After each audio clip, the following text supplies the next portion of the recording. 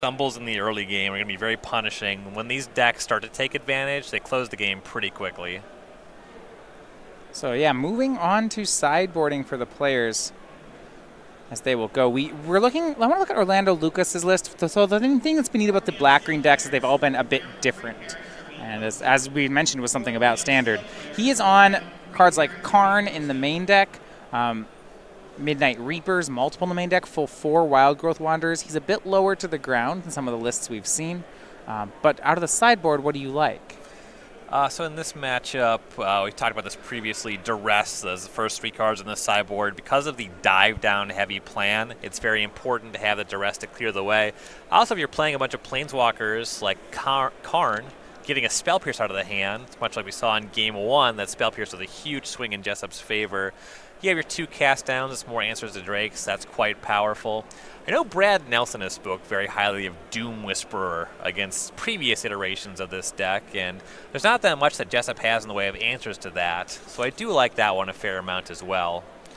The Elders Reborn can be pretty good in the matchup. You can't dive down through that one, but you can Spell Pierce through it, so there's some tension with that.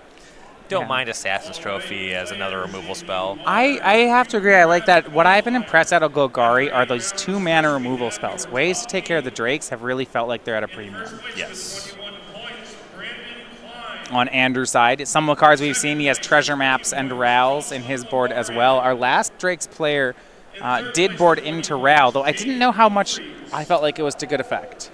The way that game played out, we saw a bunch of Drakes and other creatures in hand, which lowered Ral's efficacy. If you can keep the battlefield relatively even, and certainly if you can gas up your graveyard to have Ral that can do 4 or 5 damage when you activate it, it can actually be pretty impactful in the matchup. It also is able to win the game more or less on its own with its emblem.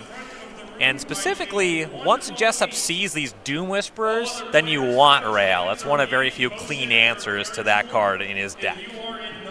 Yeah, so we see that one. Star of Extinction. That's something we generally see out of Jeskai, but do you like it here? Yeah, and that's primarily going to be here for the Golgari matchup. Carnage Tyrant's the big one to take care of. The deck can also go wide with a bunch of Explorer creatures, and you knock these Planeswalkers off too. All right. So, now you're ready for a second game. Now, if you haven't stopped over to the Star Stadium's holiday sale, it goes on all through the month of December. Hundreds of items on sale, and kind of thinking of them every day we add another one all the way throughout the season. You can check out each of these at starcitygames.com/holiday sale. Yeah, you definitely want to keep an eye on it. Tons of really cool Eternal cards there. Demonic Tutor and Mana Drain, those we should be seeing in our cube draft tomorrow. That is one of the things I am very excited about. So for those of you who aren't aware, all through the rest of SCGCon, there have been events where the winners are qualifying for a Sunday cube draft. It is a vintage cube. It will be broadcast after our top 8 tomorrow. We'll broadcast the draft and the matches live. It's going to be a lot of fun. Very excited for that. Yeah. And these decks are going to be so powerful. It's a fully powered 360 cube. So the density of just broken cards is just going to be off the charts. And if you want to learn more about the cube, we'll be drafting. Justin Parnell did a great write-up on StarCityGames.com. Get the list, get insights into how it was constructed. A mulligan to 6 for Orlando, but he keeps on top. That card he kept on top was the second land. And he'll play Wild Growth Walker. All right, do we have a Lava Coil? Not seeing one. I see a Discovery, though. Okay, well, Andrew can set up with that. But an opportunity for Orlando. He also has Merfolk Branchwalker in hand, so might be able to undo that mulligan and create a pretty good board while he's at it. Yeah, Branchwalker can grow the Walker a little bit. The ideal situation is, of course, Forest J-Light Ranger. But this is a start. Yeah, and Andrew did, off that Discovery, keep a Lava Coil. So good things happening for both players. Orlando finds the third land off Merfolk Branchwalker. Jessup did find an answer to Wild Growth Walker, and just in time. Yeah.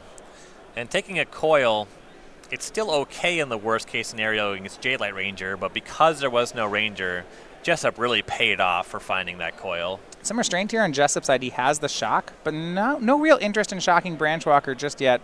Looks like he will go for it here, though, and Orlando Lucas follows up with Midnight Rider. And you want to have another answer to that one.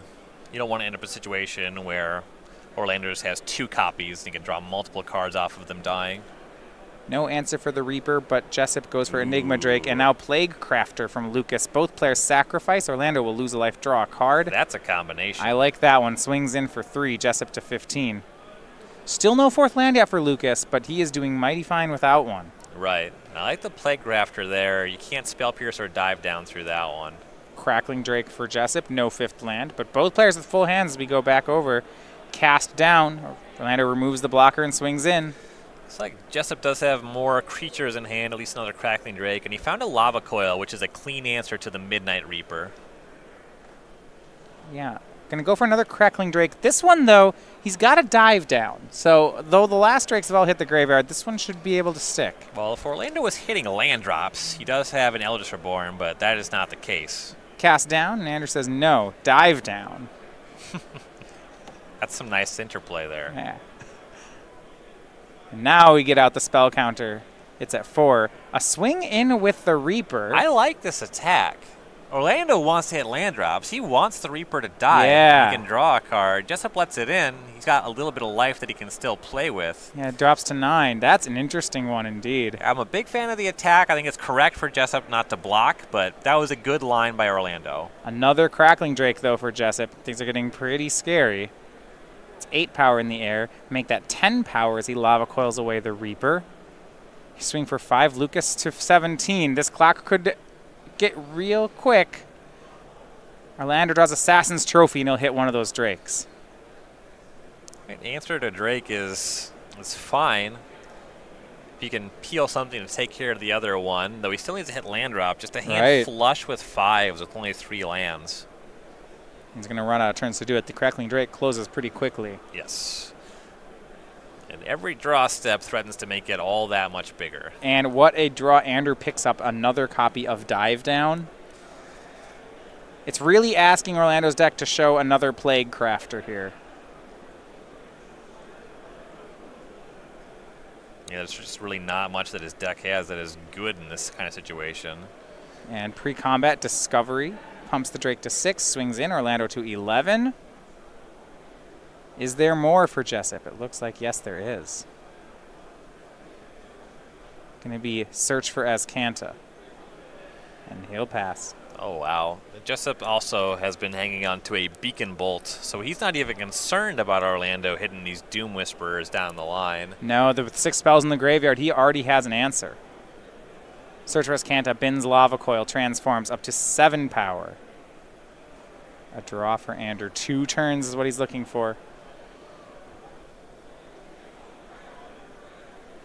Unless, can he find something more quickly? 2 mana. Here's Chart a Course. It's his 8th spell. There's some chains of these 2 mana cantrips that can make this lethal this Ryan, turn. he has a shock. He drew a shock here. Discards down to 9. Shock goes upstairs. Orlando to 9. And Andrew Jessup 2-0 wins. He will finish the tournament at 12-4. And as the standings are right now, if tiebreakers hold, and I believe they will,